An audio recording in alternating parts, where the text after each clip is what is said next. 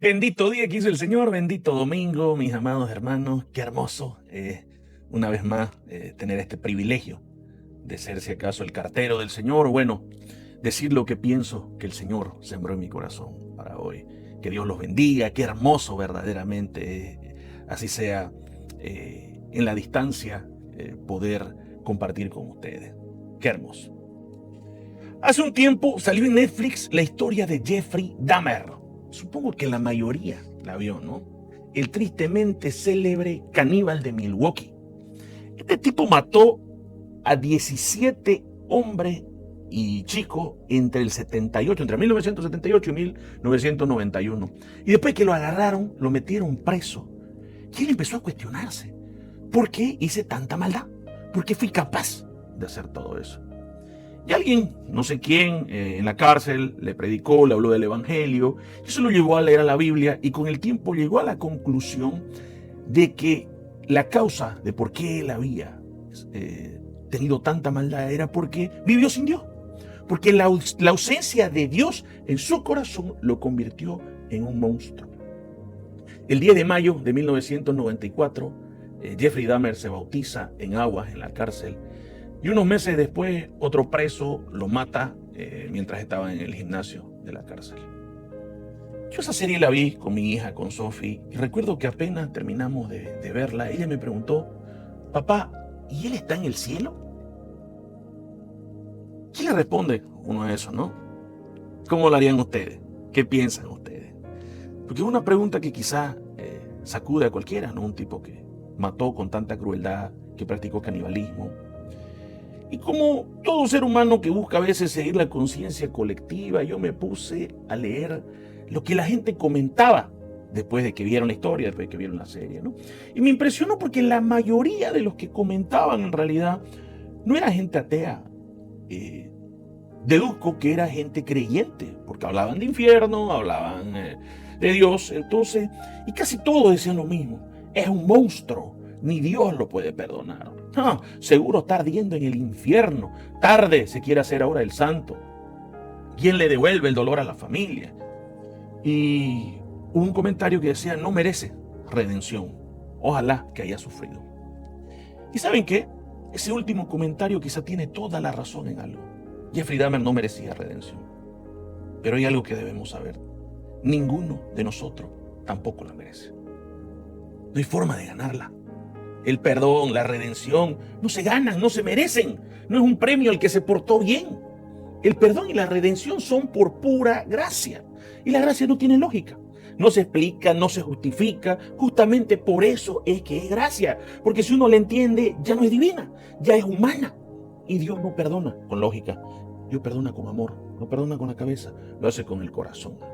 Pero el problema es que estamos tan acostumbrados a juzgar como si nunca hubiéramos necesitado de gracia nosotros mismos. A mí me gusta mucho cuando Pablo le dice a los romanos en Romanos 2:1, dice, tal vez crees que puedes condenar a tales, pero tu maldad es igual que la de ellos y no tienes ninguna excusa. Cuando dices que son perversos y merecen ser castigados, te condenas a ti mismo, porque tú que juzgas a otros también practicas las mismas cosas. Uno dirá, ajá, sí, claro, pero hermano, yo no maté pues a nadie. Mi brother, ¿a usted quién le dijo que hay categoría de pecado? ¿O se comió el cuento de que hay los pecados capitales y hay un escalafón de pecados? Lo leo, le demuestro. Pablo dijo en 1 Corintios lo siguiente, ¿no saben que los malvados no heredarán el reino de Dios? No se dejen engañar, ni los inmorales sexuales, ni los idólatras, ni los adúlteros, ni los hombres que tienen relaciones sexuales con otros hombres, ni los ladrones, ni los avaros, ni los borrachos, ni los calumniadores, ni los estafadores heredarán el reino de Dios, o sea, el gobierno de Dios en nuestra vida. Más claro agua, ¿no? No hay pecado chiquitito, no hay pecado grandote. Pecado es pecado. Están todos en la misma categoría. Pero bueno, nuestra naturaleza busca lógica, busca entender, nuestra naturaleza busca justicia. No, mi hermano, el culpable tiene que pagar. Ese perro chuto va a saber lo que es meterse con un hijo de Dios, que arda Troya ahora. Y buscando cómo graficar un poco esta palabra, este sermón, me acordé de una trilogía, un par de películas que ahora Marvel las produce para Netflix y se llama The Punisher, que el castigador, para los que no hablan croata, ¿no? Frank Castle es el personaje principal. Frank Castle es un hombre de familia, un agente del FBI. Un día una operación sale mal y la mafia asesina brutalmente a toda su familia, a su esposa, a su hijo, a todo. Frank sobrevive y desde ese momento se convierte en The Punisher, el castigador. Un justiciero que se dedica a eliminar a criminales con su propia mano. Y creo que quienes hemos visto The Punisher o películas parecidas, entendemos por qué nos atrapan tanto. Porque sentimos empatía con ese héroe que hace justicia por mano propia. Porque refleja lo que sentimos cuando alguien nos lastima. Queremos que pague, queremos justicia, buscamos justicia. O al menos que alguien la ejecute por nosotros. Esa es nuestra naturaleza. Todos tenemos un Punisher, un Frank Castle adentro. Un justiciero herido que quiere hacer pagar a todos los que nos dañaron o que dañaron obviamente a los nuestros. Pero hay algo muy peligroso en ello. La mayoría de las veces dejamos que ese Punisher termine controlando toda nuestra vida. Y llega un punto en el que no estamos buscando justicia. En realidad estamos alimentando la venganza. Y a ver, si nos detenemos a pensar honestamente, ¿no se han dado cuenta de que justicia y venganza al final terminan pareciéndose demasiado? Al fin y al cabo las dos buscan lo mismo, que el que lastimó pague. Las dos usan la misma moneda, el castigo. Las dos prometen el mismo resultado, equilibrio. Claro, justicia obviamente suena más noble, ¿no? Suena legal. Pero el problema no es que una sea noble y la otra sea mala. El problema es que ambas buscan un equilibrio hacia el castigo y hacia el dolor en lugar de hacia la restauración. A Frank Castle no se lo catalogó como el vengador o el asesino de criminales, porque un tema de mal marketing. Se lo convirtió en el castigador, el justiciero, porque sonaba mejor. Pero hacía exactamente lo mismo que cualquier otro criminal. Lastimar a los que lo habían lastimado. Entonces, el problema no está entre buscar justicia o buscar venganza. El problema es que las dos nos llevan al mismo lugar. Nos llevan a una vida edificada sobre un intercambio enfermo. Nuestro dolor compensado por el dolor de otro. Y terminamos esclavos de esa necesidad. Que algo o alguien pague por lo que nos pasó. Y cuanto más profundo fue el daño, más insaciable se vuelve esa sed. Y muchas veces, como es tan común, como la mayoría de las personas lo sienten y se nota. Y se mimetiza con lo que los demás sienten. Otras veces se disfraza de retraimiento, otras veces se disfraza de frialdad. Pero en el corazón se nos queda algo grabado. ¡Ja! Así pues no me voy a quedar. Ya van a ver, este o esta paga porque paga. Yo así no me quedo. Y lo entiendo. La verdad que lo entiendo, mi hermano querido. Porque cuando uno fue herido, cuando uno fue traicionado, cuando uno fue abusado, cuando uno fue ignorado, usamos todo, nos enfocamos todo lo posible para que eso sea compensado. Y lo que uno menos quiere en ese momento es un abrazo. Uno no quiere una disculpa. Uno quiere justicia, ¿sí o no? Y ojo que no estoy diciendo, no me malentiendan, no estoy diciendo que está mal que hayan leyes y que hay que pagar cuando se las rompe, porque es lo correcto. Tampoco estoy diciendo que está mal enojarse. Es más, Dios nos permite enojarnos. Es una emoción que fue idea de Él también. Pero si no lo sabemos manejar, si no sabemos manejar ese enojo, esa sed de justicia, nos convierte en juez, en verdugo y en carcelero. Y al final terminamos presos hasta nosotros mismos en la misma cárcel. Y lo peor es que eso no pasa de golpe, que es progresivo. Se va alimentando pensamiento tras pensamiento, recuerdo tras recuerdo, y pensamos que ya lo pasamos, pero nunca lo pasamos. Y tiene dos motores escondidos. Dos mecanismos que son los que le dan cuerda hasta que lo único que queda es más dolor, más resentimiento y más cadena. El motor 1 es vivir obsesionado con tener la razón. La mayoría de nosotros, y no lo vamos a negar, preferimos tener la razón antes que tener paz. Preferimos ganar la discusión antes que arreglar las cosas. Preferimos escuchar, uy, ¿sabes qué? Tenía razón, antes que buscar un verdadero entendimiento. Mis amados, tenemos una necesidad enfermiza de tener la razón. Y muchas veces o no nos damos cuenta o lo sabemos, pero nos escondemos en la negación. Hasta que un día nos agarra un poquito de lucidez y decimos, a ver, está bien, sentémonos, vamos a conversar. Ya sea con la pareja, ya sea con el amigo, ya sea un familiar, ya sea quien sea que ha sido el ofensor, ¿ya? Pero la realidad es que la mayoría de las veces no nos queremos sentar para arreglar. Nos queremos sentar para que el otro reconozca que se equivocó. Que nos diga, uy, sí, tenías razón. Es un momento glorioso, ¿no? Uno dice un pecho inflado como de paloma y uno dice, no me gusta decir te lo dije, pero te lo dije. Bien que lo reconozca.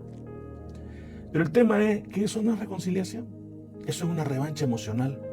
Eso es soberbia. Eso es orgullo. ¿Y saben qué es lo más fuerte? Que es ultraja el rostro de Dios. Porque la palabra dice que el que se enaltece será humillado. Y el que se humilla será exaltado. Y es que ese punisher que todos tenemos adentro nos grita, tengo que tener la razón, porque yo fui la víctima. ¿Cómo no voy a tener yo la razón si yo soy el lastimado? Y este es el problema. Porque si nuestra meta es tener la razón, nunca vamos a sanar. Aunque nos digan perdón, vamos a seguir enojados porque eso no va a alcanzar. Porque en el fondo no queremos disculpas. Lo que queremos es que sufran como nosotros hemos sufrido. Disculpa. ¿Qué gano pues yo con una disculpa después de todo el daño que me ha hecho esta tipa, este tipo? Había un psicólogo, hace tiempo tenía su programa en la tele, se llamaba el Dr. Phil. Y una vez dijo una frase que a mí me gustó y que creo que resume en gran parte de esto. El tipo dijo, podés tener la razón o podés tener una relación sana. Las dos cosas, no siempre. Y el día que entendamos eso, nos vamos a ahorrar un montón de heridas que no hacían falta en nuestra vida. Enojos que se volvieron amarguras, separaciones que no tenían que pasar, relaciones que se rompieron por ser orgullosos, años de distancia por peleas absurdas que uno ya ni recuerda por qué comenzaron. Hay un chiste de dos viejitos que llevaban meses peleados y no se hablaban, ¿no? Y el viejito le dice a su esposa, porque no se acordaba, le dice, vieja, ¿me puedes hacer acuerdo por qué estamos peleados? Y la viejita lo responde, lo mira y se pone a pensar y dice, la verdad no me acuerdo, viejo, pero que quede claro que fuiste vos el que comenzaste la pelea. Y se acuerda, ¿no? Y así, mi amado, al final, el que siempre necesita tener la razón, puede que sí, que al final la tenga, pero el problema es que la va a tener solo o la va a tener sola. Así es. Motor 2, y acá algo que duele va a venir. Pero es real. Muchas veces, mi amado, nos volvemos adictos a la victimización. Así es. ¿Saben por qué? Porque ser víctima nos da poder. Ser víctima nos da autoridad moral, nos da derecho a reclamar, a exigir, a estar enojados. Y eso se vuelve adictivo. Porque en cierta forma ponerse en el lugar de víctima nos hace creer, falsamente obviamente, que tenemos el control, que estamos reclamando justicia, que estamos reivindicando un derecho que nos fue arrebatado. Mi dolor me da derecho a... Después de lo que me hicieron, yo puedo actuar de tal forma. Con todo lo que sufrí, merezco que... Y lastimosamente, sin darnos cuenta, lo que estamos haciendo en ese momento es dejar de ser quienes somos para convertirnos en lo que nos pasó. Ya no soy fulano, ahora soy el traicionado. Ya no soy mengana, ya soy la abandonada. Ya no es tu nombre el que te define, es la herida, el daño, el estafado, la maltratada, el peluca de toro. Y cada vez que contamos la historia de nuevo, la herida se mantiene fresca. Porque en el fondo nosotros mismos no queremos que esa herida cierre. Porque si sanamos, perdemos nuestra justificación. Si perdonamos, perdemos nuestro derecho a reclamar. Y si soltamos, perdemos esa supuesta autoridad moral que tenemos. Y ahí entra otra vez Frank Castle, ¿no? Porque el Punisher no es solo un hombre buscando justicia. El Punisher es un hombre atado a su herida. Toda su identidad gira en torno a la tragedia de su familia. Sin esa herida, ¿quién sería? Sería solo Frank. Sin dolor. Y sin dolor no impresiona. El poder reside para él en ser el castigador, en ser el punisher. Y nosotros también hacemos lo mismo. Terminamos construyendo una identidad desde ese dolor. Porque la sanidad nos da algo, porque el ser víctima nos da algo que la sanidad no nos da, que es el control, o al menos creer que tenemos el control. Mientras yo sea víctima, el otro es culpable. Mientras yo esté herido, el otro me debe. Mientras yo sufra, el otro tiene que pagar. El problema es que esta adicción nos mantiene presos. Porque para seguir siendo víctimas tenemos que mantener la herida abierta. Y para mantener la herida abierta tenemos que revivir el dolor una y otra y otra y otra vez. Y así es como el punisher que llevamos dentro nos convence de que sanar en realidad es una traición. Y de que si perdonamos somos débiles. Y ese es el combustible para estos dos motores. Y lo grave es que cuando trabajan en perfecta sincronía, la obsesión por tener la razón y la adicción a ser víctima, nace algo devastador en la vida de una persona. Algo que tarde o temprano nos termina matando. Y es el resentimiento. ¿Saben qué significa resentir? Yo creo que es una palabra que en realidad se describe sola. La palabra lo dice todo. Resentir. Volver a sentir. No es solo recordar la ofensa, no es solo acordarse, es revivirla con la misma rabia, con el mismo dolor, con la misma intensidad, como si el reloj se hubiera parado en ese momento. Y esa es la diferencia entre tener una cicatriz, que la tenemos todos, y tener una herida que nunca cierra. Que la cicatriz no recuerda lo que pasó, pero está sana, ya no duele. Pero el resentimiento, en cambio, nos mantiene sangrando en una herida que nosotros mismos no queremos que cierre. Mi amado, y si entendiéramos verdaderamente el riesgo que significa para nosotros esa atadura, de verdad buscaríamos sanidad inmediatamente, de forma urgente. Una vez nuestro pastor, el pastor Fernando, me contó una historia que creo que ilustra a la perfección esto que les estoy diciendo, ¿no? Una pareja había sido invitada a un matrimonio que había en una isla, ¿no?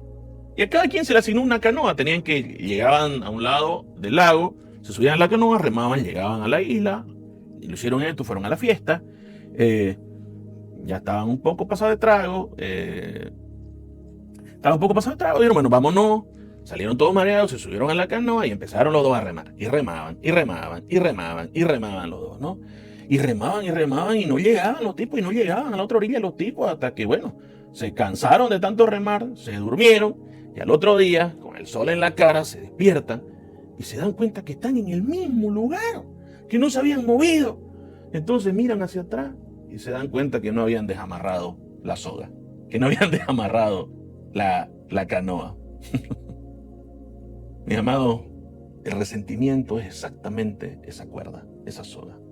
Podemos remar con toda nuestra fuerza, podemos esforzarnos, podemos jurar que estamos avanzando, pero si estamos amarrados al muelle de la ofensa, no vamos a ir a ningún lado. Porque el rencor, la búsqueda de justicia, por mano propia, nos hace sentir que estamos luchando, cuando en realidad solo estamos dando vueltas en el mismo lugar. Y muchos hoy día, muchísimos, están cansados no por el viaje, sino por la soga que no sueltan. Y Frank Castle, The Punisher, vive en esa canoa, remando sin parar, atado al mismo muelle cada noche. Cada criminal que elimina es un intento desesperado por avanzar, pero solo regresa al momento exacto cuando perdió a su familia y nunca sana. Y es que el problema nunca fue la fuerza con la que uno rema. El problema es la soga que no cortamos. Y aquí es donde el resentimiento hace su jugada maestra.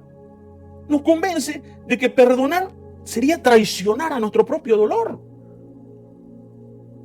Y ese punisher que tenemos adentro nos susurra nuevamente al oído: si perdonás, estás minimizando lo que te hicieron, estás traicionando tu historia. Porque lastimosamente, cuando uno está definido por la herida, perdonar se siente como rendirse, como darle la razón al otro, como borrar nuestro sufrimiento. O sea, si perdono, entonces todo lo que viví, todo lo que me hicieron no significó nada. ¿Ah? O sea que si lo suelto, ¿quién va a hacer pues justicia por mí? Y si corto la soga, ¿cómo van a saber cuánto me dolió, cuánto he sufrido y cuánto sigo sufriendo? Y en ese momento, El resentimiento deja de ser una emoción que sentimos y se convierte en una decisión que tomamos.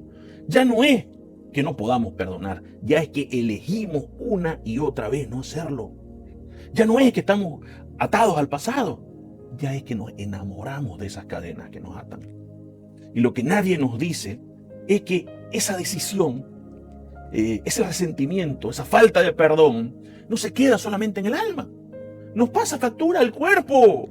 Miren lo que escribió David en el Salmo 32 y escuchen lo crudo que suena. Mientras callé, mis huesos se consumieron por mi gemir de todo el día, porque día y de noche tu mano pesaba sobre mí. Mi vitalidad se convirtió en sequedad de verano. ¿Qué tal? No es una charla motivacional, es una realidad espiritual y física en realidad. Lo que no soltamos con el corazón se enquista en los huesos. Lo que uno no libera con la boca nos termina pudriendo por dentro. Y el Punisher que uno piensa que venía a hacernos justicia, termina destruyéndonos a nosotros mismos.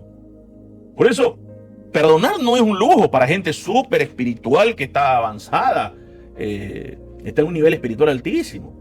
Perdonar es una necesidad vital. Porque acá está la ironía y creo que es la más cruel de todas, ¿no? Mientras queríamos hacer que el otro pagara, el que se está consumiendo es uno mismo.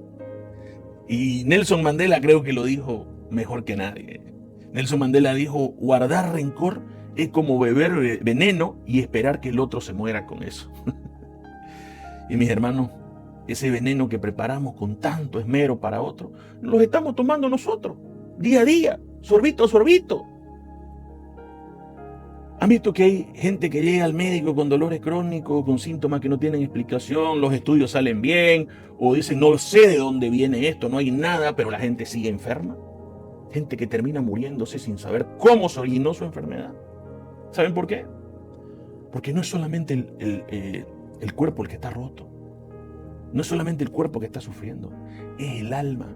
Hay gente que literalmente se está muriendo de rencor y resentimiento, pero literalmente.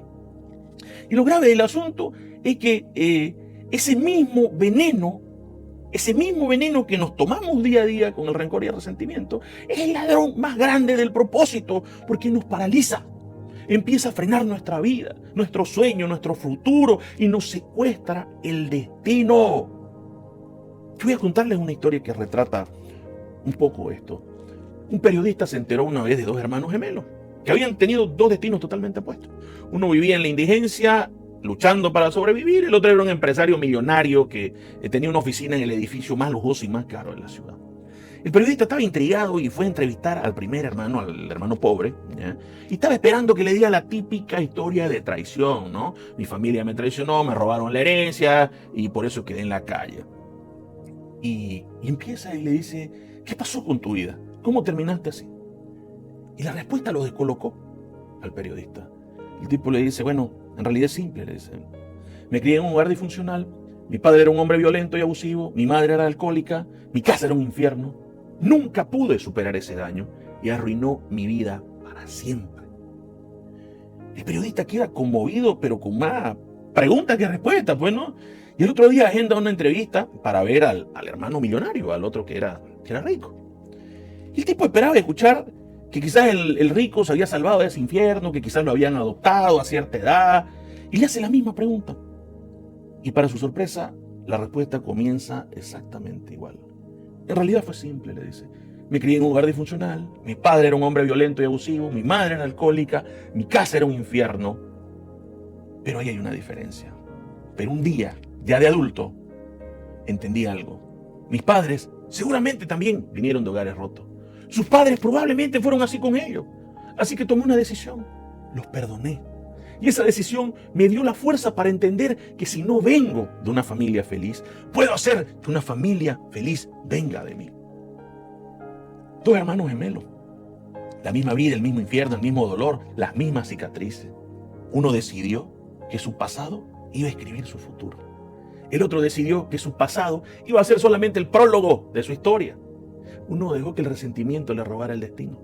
El otro usó el perdón para construir un nuevo destino. Al final, mi hermano, El problema nunca fue lo que les pasó. El problema fue la decisión que tomaron después. Uno eligió vivir como el Punisher, remando todo el tiempo atado a su herida, y el otro decidió cortar la soga, soltar el ancla del pasado y por fin empezó a remar hacia su propósito. Y es terrible, porque ese Punisher que llevamos dentro, ese justiciero interno, nos termina robando la salud, nos termina robando el destino y sobre todo, ¿sabe qué nos roba también? La alegría. Hay gente que lo tiene todo, pero nada le alcanza porque viven para alimentar esa sed insaciable de revancha. A ver, ¿quién ha oído hablar de Edmond Dantes? Es más conocido como el tristemente célebre Conde de Montecristo, ¿no? Hay libros, hay películas. Bueno, Dantes fue traicionado, fue humillado, fue herido, fue encarcelado. Y cuando tuvo el poder para rehacer su vida, elige la venganza. El tipo se convierte en conde, rico, poderoso, brillante, pero pasa años planificando la destrucción meticulosa de quienes lo hirieron. Y lo logra. Uno por uno, todos pagan. Y termina, puede decirse de alguna manera, exitosamente su búsqueda de justicia. Pero el tema es cuando llega el final. Cuando ya no queda a nadie a quien castigar, a nadie a quien hacer pagar, descubre algo que no esperaba. Que el tipo está completamente vacío. Que toda esa riqueza, todo ese poder que tiene, y no puede llenar el agujero que sigue teniendo dentro. Porque hay una verdad que solamente se descubre cuando uno llega al final del camino de la venganza. Nunca va a ser suficiente. ¿Por qué? Porque la venganza es una especie de comunismo emocional. A ver, así como el comunismo como modelo económico y político promete igualdad, pero como no puede hacer a todos ricos, no puede igualarlos a todos hacia arriba, entonces los iguala hacia abajo. Y la venganza hace lo mismo, mi hermano. No nos levanta a nosotros, no nos lleva a un nivel de gozo y alegría, solo arrastra a todos a nuestro mismo nivel de miseria que estamos viviendo. Eso es lo que hace la venganza. Y el lema de todo justiciero amargado es: como yo no puedo ser feliz, me voy a asegurar de que nadie más pueda hacerlo. Mi amado, esa búsqueda de justicia amarga, esa búsqueda de revancha amarga no busca nuestro bienestar, busca compañía para su dolor. Y por eso es que es una sed que jamás se va a saciar. No importa cuánto sufre el otro, nosotros vamos a seguir igual de rotos. ¿Saben por qué? Porque la venganza nunca nos devuelve lo que perdimos. Solo garantiza que el otro también pierda. Qué absurdo, ¿no? Y así el conde de Montecristo se da cuenta de que en su búsqueda por destruir a sus enemigos, el que terminó destruyéndose fue él mismo. Nunca se dio una oportunidad de comenzar de nuevo. Y así como él, muchos nos hemos quedado paralizados, ahí en ese vacío, en ese momento. Los que han alcanzado quizás la venganza, la revancha, no entienden por qué no funcionó, no entienden por qué no se fue el dolor. Y quizás no desistimos a tiempo a veces. Y quizás no vemos la tragedia que es vivir buscando revancha, vivir resentido, vivir con rencor. Porque quizás nos estamos haciendo las preguntas equivocadas y por eso llegamos a la conclusión equivocada. Preguntas equivocadas inevitablemente llevan a respuestas equivocadas. Y se los voy a explicar con un reel que vi hace un par de días en una red social. Era, no sé, una serie antigua, una cosa así, pero hablaba sobre cómo el gobierno estaba tratando, creo que era Inglaterra, de implementar el servicio militar obligatorio para todos los jóvenes. Pero empiezan a hacer encuestas y la gente se oponía rotundamente. Entonces el secretario y el primer ministro se juntan y el secretario le dice: señor, las encuestas son claras. Todo el mundo se opone al servicio militar obligatorio para los jóvenes. Y el primer ministro le pregunta: ¿y usted qué piensa, señor secretario? Y él dice: yo también me opongo, señor. Ya veo, dice él, ¿no? Yo creo que es porque hicieron las preguntas equivocadas que obtuvieron la respuesta equivocada, le dice el primer ministro. ¿Cómo así, señor? Le dice el secretario, ¿no? Te voy a hacer la encuesta a vos sabiendo que vos también te opones. ¿Ok? Le dice. ¿Ok? Ok. Y empieza. Señor secretario, ¿cree que los jóvenes de hoy están muy descontrolados? Sí, señor, lo creo. ¿Cree que quizás necesitan un poco más de disciplina y una estructura disciplinaria? Sí, seguro que sí. ¿Cree que tienen demasiado tiempo libre y eso los mete en problemas? Definitivamente sí, creo que sí, ¿no? ¿Cree que el aprender valores, responsabilidad y orden los puede ayudar? Por supuesto que sí, dice el secretario. Ajá. Entonces, ¿apoyaría usted el servicio militar para darles la disciplina a esos jóvenes que tanto la necesitan? El secretario se queda así. Ahora que lo veo así, sí, absolutamente sí, dice. El mismo tipo que se oponía, ahora está a favor. ¿Por qué? Porque ahora se está haciendo las preguntas correctas. Y eso es exactamente el problema que muchas veces tenemos. Cuando se trata de perdonar, nos hacemos la encuesta mental equivocada. Nos preguntamos, ¿me dolió lo que me hicieron? Sí, me dolió. ¿Tengo derecho a estar enojado? Sí, sí, tengo derecho a estar enojado. ¿Merece que lo perdone? No, no merece. Entonces, ¿debo perdonarlo? No. ¿Cómo? La respuesta es obvia, no debo perdonarlo. Pero ¿qué pasara si nos hiciéramos las preguntas correctas?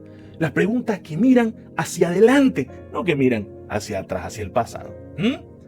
¿Vale la pena vivir amargado por el resto de mi vida? No, no. ¿Quién vive más feliz? ¿El que perdona o el que guarda rencor? El que perdona, ¿no es cierto? ¿Quiero seguir atado a esta persona para siempre? No quiero. ¿Mi futuro vale más que un orgullo herido? Sí, vale. Entonces, ahí viene la pregunta. ¿Debería perdonar? ¿Debería soltar? ¿Debería parar con esta búsqueda de justicia o venganza? Ahí la respuesta cambia por completo. Las preguntas que nos hacemos muchas veces determinan las decisiones que tomamos. Y si queremos seguir presos del pasado, sigamos preguntándonos por el daño. Pero si queremos ser libres y tener un futuro, un propósito, empecemos a preguntarnos por nuestro futuro. Y bueno, creo que más allá de toda la lógica que hemos visto, porque hasta por lógica pura lo hemos demostrado ya, que es mejor perdonar y dejar esa búsqueda de venganza o de justicia, como le dije, que al fin y al cabo es lo mismo. Y necesitamos entender que parar con esto no solamente es un acto humano, mental y emocional, sino que es un acto de fe. No es solo un sentimiento que tenga que nacer de forma espontánea. Porque el problema es que si decimos, bueno, voy a esperar a que llegue el día que esté listo para perdonar. O sea, no va a pasar ese día que uno despierte y diga, como hablaba el profesor Zapata, un profesor de matemáticas que yo tenía, el día está hermoso, el sol brilla, hoy tendremos examen, decía. No va a pasar que un día amanezcamos y digamos, oh, el sol brilla, es una mañana hermosa, oh, qué ganas de perdonar tengo hoy día. Mi hermano, mi hermana, no va a pasar eso nunca. Porque el perdón no es un sentimiento, es una decisión, es un acto de fe pura. Es pararte delante del Señor y decir, Señor, esto me supera. Ya no sé lo que es justicia. No sé si esta persona va a cambiar, pero confío en que usted lo sabe. Se lo entrego. Y acá viene algo que nos tiene que volar la cabeza. El reino de Dios funciona totalmente al revés de lo que nosotros conocemos. Porque Dios es perfectamente justo, sí, pero su reino es totalmente injusto. Opera con una misericordia que para nuestra lógica parece una locura. El reino de Dios pone a lo último de primero, a los necios para que confundan a los sabios. Y hasta las prostitutas entran antes que los religiosos. Y justamente porque su reino funciona con esa gracia y lógica que nuestro pedido de justicia humana se vuelve tan peligroso. Porque si el reino de verdad respondiera a nuestro grito de Dios, haceme justicia, yo le garantizo que no quedaría una sola alma en la faz de la tierra en pie. Y aquí viene la paradoja más hermosa de todas. Dios nos ha dado absolutamente todo, sin que nosotros merezcamos absolutamente nada. Pero ese punisher interno, ¿no? Ese afán de justicia nos vuelve terriblemente hipócritas. Porque gritamos, ¡justicia! A todo pulmón, ¿no? ¡Justicia! Hasta que el que mete la pata es nuestro hijo. hasta que el que falla es alguien que amamos. Ahí sí cambia la cosa, ¿no? Allá no queremos justicia. Ahí que suplicamos misericordia, ¿no? Y hay una historia que explica el verdadero significado de la diferencia entre justicia y misericordia. Una madre fue a suplicarle a Napoleón por la vida de su hijo. Era un muchacho, un soldado, que estaba condenado a muerte por traición, porque había traicionado al ejército napoleónico. Y Napoleón sale y le dice de forma tajante: señora, su hijo ha cometido un crimen terrible, merece justicia, y la justicia exige su muerte. La madre lo mira y le dice: mi emperador, precisamente por eso estoy aquí. No vengo a pedirle justicia, vengo a pedirle misericordia. Y Napoleón se irrita. La mira y le dice: pero su hijo no merece misericordia. Y la madre le da una respuesta que cambia absolutamente todo. Lo sé, mi señor, le dice. Si la mereciera, no sería misericordia lo que le estaría pidiéndoles. Napoleón se queda tan impactado que le perdona la vida al muchacho. ¿Se entiende la diferencia, no? Vivimos obsesionados buscando justicia dentro de nuestra lógica. Pero Dios nos llama a buscar su rostro en realidad. Cuando buscamos justicia, siempre vamos a encontrar cuentas pendientes. Cuando buscamos su rostro, siempre vamos a encontrar una misericordia que ni ellos ni nosotros merecemos ni mereceremos. Por eso quiero que se lleven esto grabado en el corazón. Pero grabado en el corazón, mi amado. El perdón no es un regalo que le damos al ofensor. Es la llave que podemos usar para salir de nuestra propia celda. ¿Y sabe qué? Para que quede claro, mi amado, nadie merece ser perdonado. Absolutamente nadie. Ni ustedes, ni yo, ni nadie. Y sin embargo, por pura gracia, aquí estamos. Porque alguien nos amó y nos perdonó sin que lo mereciéramos. Gratuitamente, sin hacer nada. La gracia que recibimos, mis amados, es gratis. Y asimismo, tenemos que darla gratis. Y quiero que esto se grabe a fuego en nuestro corazón. Porque no es una sugerencia. Es el modelo en el que trabaja el reino. Porque el mundo funciona con calculadora en mano, ¿no? ¿Qué me das? ¿Cuánto te debo? ¿Te lo ganaste? ¿No? Todo es una transacción. Todo es un intercambio de cosas. Damos lo que pensamos que merece, recibimos lo que pensamos que merecemos, o exigimos recibir lo que pensamos que merecemos. Pero el reino funciona con las manos abiertas.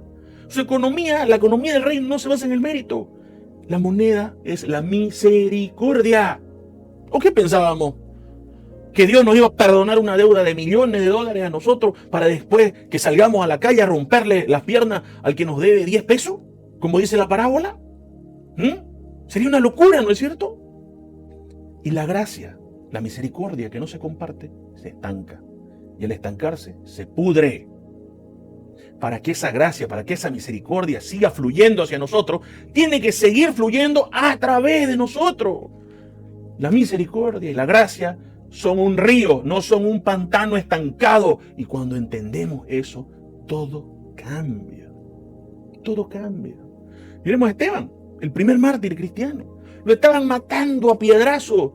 Y mientras le rompían los huesos, piedrazo a piedrazo, el tipo ora y dice: Señor, no les tomes en cuenta este pecado. Poderoso, ¿no? ¿Y saben quién estaba ahí mirando? Un joven que se llamaba Saulo, el futuro apóstol Pablo. En ese momento él estaba orgulloso de la ejecución, aplaudía la muerte de Esteban. Y aunque fue Jesús el que tumbó del caballo a Saulo camino a Damasco, la primer semilla que se plantó en su corazón fue viendo a un hombre perdonar lo imperdonable. Esa gracia que vio, aunque quizás no la entendió en ese momento, le abrió una grieta en el corazón. Y Jesús no le dio a Saulo un sermón, le dio una experiencia. Y esa experiencia empezó con el perdón que él vio en Esteban. Porque solo la experiencia de ser perdonado nos da el poder para perdonar. Y no es teoría, mis hermanos, no es doctrina, es una herida sanada por pura y hermosa gracia. Porque, mis amados, el evangelio no se predica con discursos bonitos, con palabras rimbombantes que nos convenzan, que nos motiven y con todo lo que podemos obtener de Dios. El evangelio se predica y se demuestra con gracia. Cuando perdonamos a alguien no tenemos idea de lo que estamos sembrando. Cada acto de perdón es una semilla de futuro, aunque no podamos, aunque no lleguemos a ver el árbol que hemos sembrado. El mismo Esteban murió sin saber que su perdón estaba regando o estaba sembrando una raíz del hombre que llevaría el evangelio al mundo entero. Qué maravilloso que es eso. Entonces, ¿cuántas veces nosotros mismos podemos ser el Esteban en la vida de un Saulo? ¿Cuántas veces nuestro perdón puede cambiar la historia de una persona, de una familia, de generaciones enteras? Y de eso se trata. Doy gracia porque recibí gracia. ¿La merezco? Obvio que no. ¿El otro la merece? Tampoco la merece. ¿Me nace hacerlo? Para nada no me nace hacerlo. Entonces, ¿por qué lo hago? Porque si digo que soy cristiano, si digo que soy de Cristo, tengo que caminar como Él caminó. Porque si no, dice la palabra que soy un farsante y un mentiroso y que no hay nada de verdad en mí. Pero justo ahí, cuando uno está por tomar la decisión correcta, cuando ya se hizo las preguntas correctas, aparece de nuevo el punisher, el castigador, ¿no? No quiere soltar, no quiere perdonar. Y como no quiere dar gracia, se asegura de que tampoco podamos recibirla. Por eso es vital que entendamos hoy que la gracia no es solo perdón. La gracia es poder, la gracia es libertad, la gracia es la fuerza que Dios nos da para salir de la celda del resentimiento y que nos pone en el lugar donde Él quiere que estemos.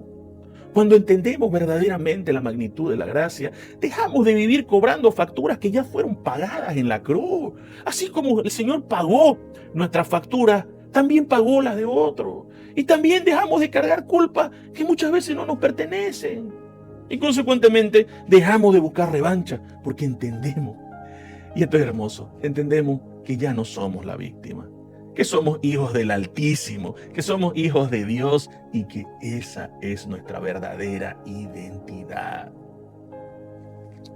Ahora, quiero llevar esto a un extremo, con una historia real que encaja perfectamente con lo que venimos hablando. En 1994, en Ruanda, un país de África, hubo un genocidio. En 100 días, creo que fue, casi 1 millón de personas fueron asesinadas. No fue una guerra contra otro país, fue una masacre entre vecinos, entre conocidos que habían crecido juntos.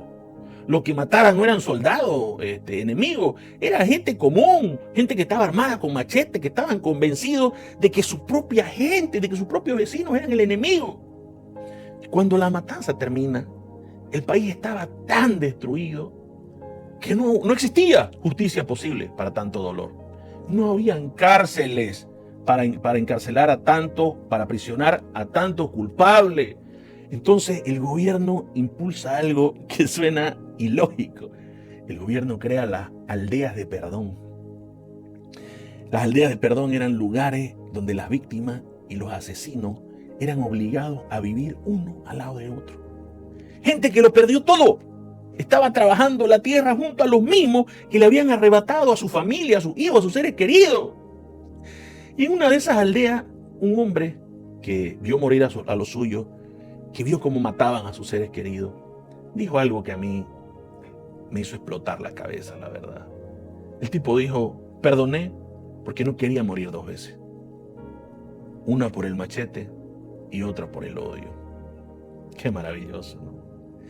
Yo creo que ahí entendemos lo que significa perdonar de verdad. El tipo no lo dijo como un cliché religioso, ni haciéndose el espiritual, ni de una emoción pasajera o por necesidad. Lo dijo desde las entrañas del dolor. Lo dijo alguien que entendió que si no soltaba el pasado lo iba a terminar matando. Y yo me pregunto, nosotros gracias a Dios no hemos vivido un genocidio, pero todos tenemos nuestras propias guerras internas. Todos tenemos cosas que nos han roto, que nos han lastimado por dentro. Fuimos traicionados, abusados, abandonados. Algunos heridos por la gente que más amaban. Y aunque no nos mataron con un machete, muchos seguimos muriendo por dentro cada día. Porque nos negamos a soltar. Porque en el fondo seguimos anhelando ser Frank Castle. Seguimos soñando con ser el conde de Montecristo, que poder ejecutar exitosamente nuestra venganza, nuestra búsqueda sedienta de justicia. Ese hombre de Ruanda no perdonó porque los demás lo merecían. Perdonó porque él no quería seguir siendo la víctima. Perdonó porque no quería morir una segunda vez. Perdonó porque no quería caminar como un muerto en vida. Perdonó para por fin poder empezar de nuevo. Y la pregunta para nosotros hoy es, ¿cuántas veces más vamos a morir por la misma herida? ¿Cuánto más vamos a cargar con un pasado que ya no podemos cambiar, hagamos lo que hagamos? ¿Hasta cuándo vamos a seguir siendo prisioneros de algo que ya terminó? ¿Hasta cuándo vamos a seguir remando con toda nuestra fuerza, con la soga todavía atada al muelle? Pero qué complicada que es la gracia, ¿no? Qué difícil, ¿no? Por eso es tan hermosa y por eso es tan escandalosa, que muchas iglesias hoy prefieren ni hablar de ella. Prefieren la ley. ¿Saben por qué? Porque la ley es fácil, la ley se entiende y sobre todo porque la ley otorga control. Con la ley en mano es fácil controlar, manipular la opinión de la gente, controlar y manipular al pueblo.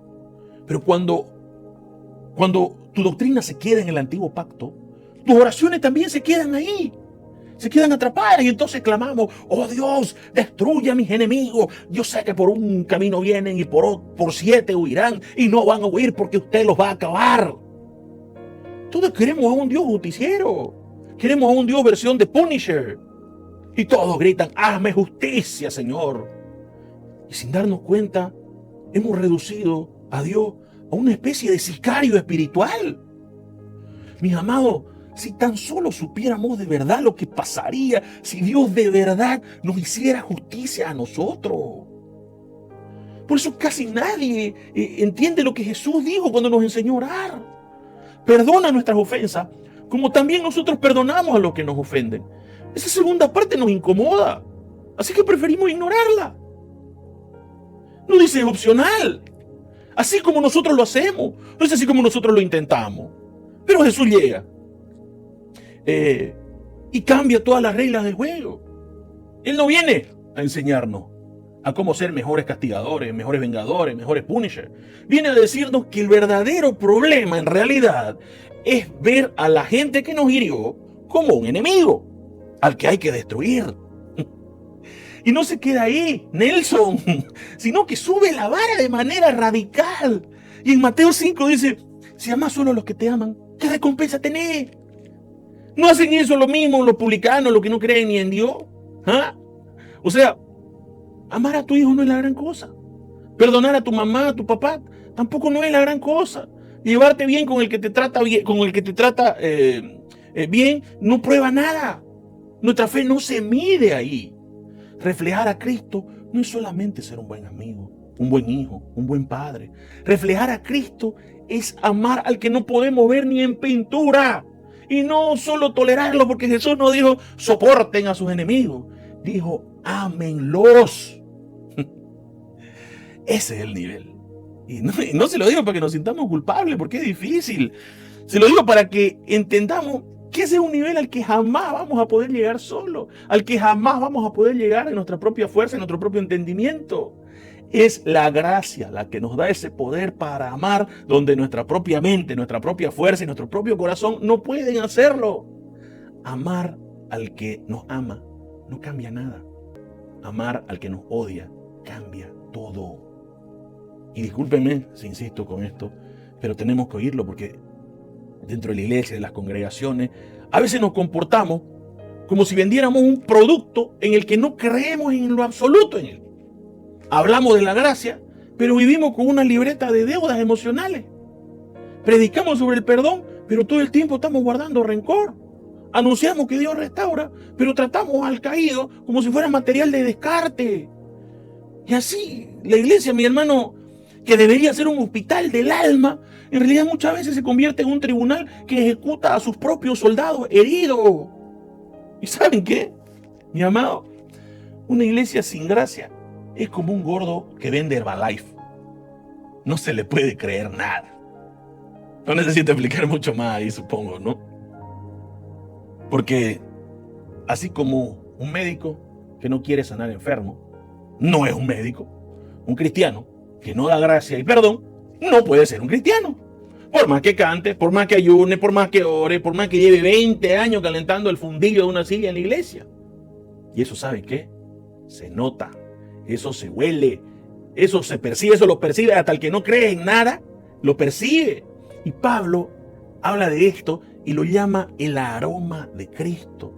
Y dice algo que debería de verdad confrontarnos. Dice que ese mismo aroma para algunos es olor de vida, pero para otros es olor de muerte. Entonces, la pregunta que tenemos que hacernos es, ¿qué olor estamos despidiendo nosotros? Cuando entramos a un lugar, ¿la gente huele gracia o huele a juicio? Más allá del típico, Dios te bendiga, mi hermano. ¿Qué hacemos de diferente? Que es ese sello inconfundible que alguien diga, mire y diga, yo no sé qué tiene esta persona, no sé cómo ha cambiado, pero yo quiero lo que él porta para mi vida. ¿A qué olemos, mi amado? ¿Olemos a la justicia herida de Frank Castle? ¿Al vacío y a la revancha de Edmond Dantes? ¿O tenemos por pura y escandalosa gracia el aroma de Cristo? Y yo me puse a pensar algo después de todo esto y llegué a una conclusión que no puedo callarme y que tenemos que verdaderamente ser analíticos de una forma espiritual en ello. No conozco, y verdad se lo digo, no conozco a una sola persona que se haya arrepentido de haber pedido perdón. Ninguna. Pero sí conozco muchísimos que viven arrepentidos de no haberlo hecho. Y tampoco conozco a nadie que se lamente por haber perdonado. Pero sí he escuchado a mucha gente cuando ya es tarde, con el alma rota, decir, ¿por qué no lo perdoné cuando todavía podía? Y sé que obviamente no va a faltar el que esté pensando ahorita, está es natural. Hermano, ¿y qué me dice a mí? No le burrera. Yo perdoné a mi marido y me la siguió haciendo. Yo perdoné a mi socio y me siguió estafando. A ver, mi brother, mi sister, para que quede claro, perdonar no es ser un cornudo consciente. No se confunda. No es tolerar el abuso, no es aguantar la traición, no es insistir en negocios con gente deshonesta, ni siquiera es insistir en una relación que ya está rota. Perdonar en realidad es soltar, es cortar la soga, es sanar nuestra propia alma. Perdonar no siempre significa volver, son dos cosas totalmente diferentes. La mayoría de las veces perdonar significa avanzar. Significa dejar de ser el Punisher para poder encontrar el gozo que hemos perdido y al que hemos estado rehuyendo nosotros mismos. Podemos perdonar a alguien con todo nuestro corazón y al mismo tiempo con toda sabiduría decidir que esa persona ya no puede caminar a nuestro lado. Una cosa es la sanidad de nuestra alma y otra es la seguridad de nuestro futuro. Ambas son válidas y ambas son necesarias, pero ambas son diferentes. Amén. A ver. Y para cerrar este tiempo hermoso, ya voy terminando. Siempre lo digo, pero me gusta decirlo. Ya voy terminando, decían los pastores, ¿no? Y le pegaban 1 hora y media más ahí de palabras. Pero bueno, gloria a Dios que tenemos oídos para oír lo que tiene el Señor para decirnos.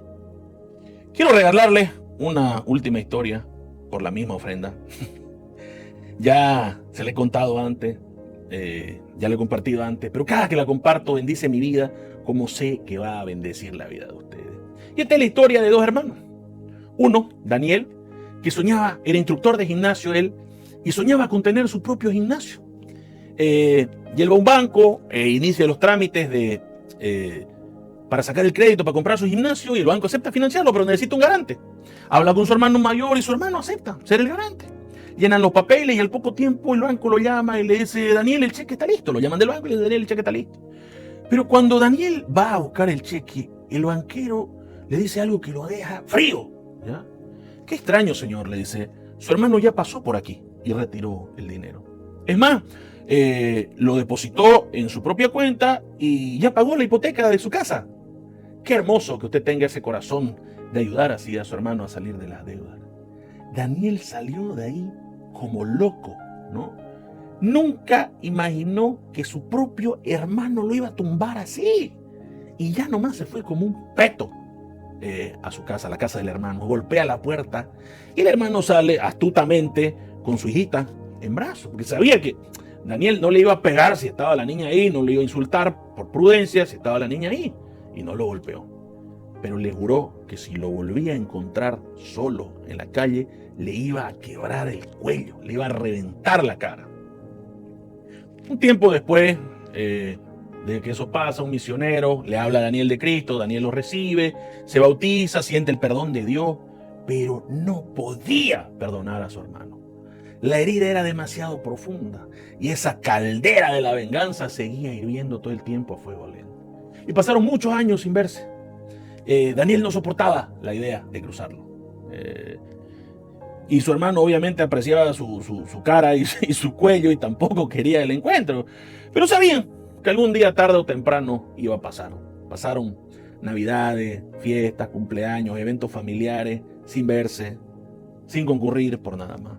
Y un día, en una avenida transitada de Sao Paulo, de Brasil, esta es una historia real, Daniel mira a su hermano, encuentra a su hermano, lo ve caminando. Y Daniel mismo lo relata de esta manera. Y dice, cuando encontré a mi hermano, yo lo vi y él no me vio, dice. Sentí que mis manos se estaban cerrando, formando un puño, y mi cara se puso caliente, dice. Mi impulso inicial fue correr, agarrarlo del cuello y estrangularlo para cumplir la promesa que le había hecho. Pero de pronto, cuando me acerqué, empecé a ver su rostro. Y habían pasado años. Y mi enojo automáticamente se empezó a disipar.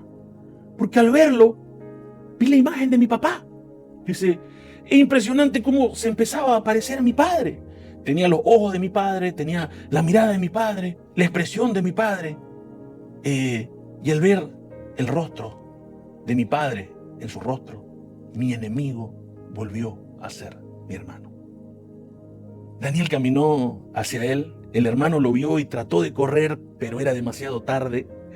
Daniel lo alcanzó, el hombre retrocedió, se empezó a cubrir, estaba esperando el golpe, pero en lugar de un cuello roto, se encontró envuelto en un abrazo de su hermano. En el abrazo más amoroso que pudo recibir en su vida. Y los dos se quedaron ahí abrazándose en medio de un río de gente, llorando y riendo. Mis amados, por eso, la próxima vez que nos crucemos con esa persona que nos rompió el corazón, yo nos pido que miremos dos veces en medio de su rostro. Busquemos también la mirada de papá. Busquemos la mirada de aquel que nos perdonó a nosotros.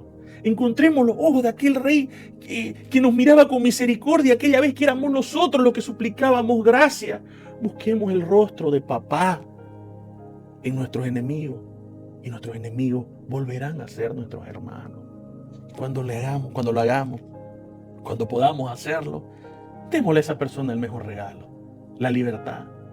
Y al hacerlo, nos vamos a estar regalando a nosotros mismos algo hermoso, nuestra propia libertad y un futuro prometedor camino a nuestro propósito. Yo quiero que hagamos algo juntos. Yo quiero que saquemos esa lista que el Punisher tiene pendiente y la quememos. Quiero que saquemos esa lista de cuentas pendientes que tenemos en modo castigador. Y yo quiero ayudarles un poco, yo quiero ayudarnos un poco, porque quiero que juntos abramos las puertas de esas prisiones, no por ellos, sino por nosotros, para que nosotros podamos ser libres y dejemos de ser los propios carceleros de esta prisión. Amén. Primero, y esto va a sonar ridículo, ¿ya?